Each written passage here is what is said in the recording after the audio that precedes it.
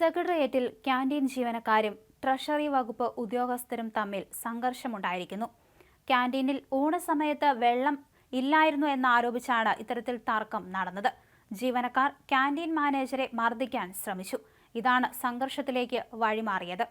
വെള്ളം നിറച്ച jug തറയിലടിച്ച treasury ജീവനക്കാരനും NGO യൂണിയൻ സെക്രട്ടറിയുമായ അമൽ ക്യാന്റീൻ മാനേജരെ ആക്രമിച്ചതായാണ് പരാതി നൽകിയത്. ക്യാന്റീൻ മാനേജർ സുരേഷ് കുമാർ ഇത് സംബന്ധിച്ചിട്ട് പരാതി നൽകുകയായിരുന്നു. ക്യാന്റീൻ മാനേജർ ആക്രമിച്ചെന്ന് കാണിച്ച് അമൽ ട്രഷറി ഡയറക്ടർക്കും പരാതി നൽകിയിട്ടുണ്ട്. സംഘർഷത്തിന്റെ ദൃശ്യം പകർത്താൻ ശ്രമിച്ച മാധ്യമപ്രവർത്തകർക്ക് നേരെയും കയ്യേറ്റ ശ്രമം ഉണ്ടായി. തദ്ദേശ സ്വയംഭരണ മന്ത്രി MP രാജേഷിന്റെ വാർത്താ സമ്മേളനം കഴിഞ്ഞ് ഇറങ്ങുന്നതിനിടയിലാണ് മാധ്യമപ്രവർത്തകർ സെക്രട്ടേറിയറ്റ് ജീവനക്കാർ തമ്മിലുള്ള സംഘർഷത്തിന്റെ ദൃശ്യം പകർത്താൻ ശ്രമിച്ചത്. ഇതോടെ മാധ്യമപ്രവർത്തകർക്ക് നേരെ ഇവർ തിരിയുകയായിരുന്നു. ഇതെല്ലാം ചിത്രീകരിച്ചാൽ ക്യാമറ അടിച്ചു പൊട്ടിക്കുമെന്ന് ഭീഷണിപ്പെടുത്തുകയും ചെയ്തു.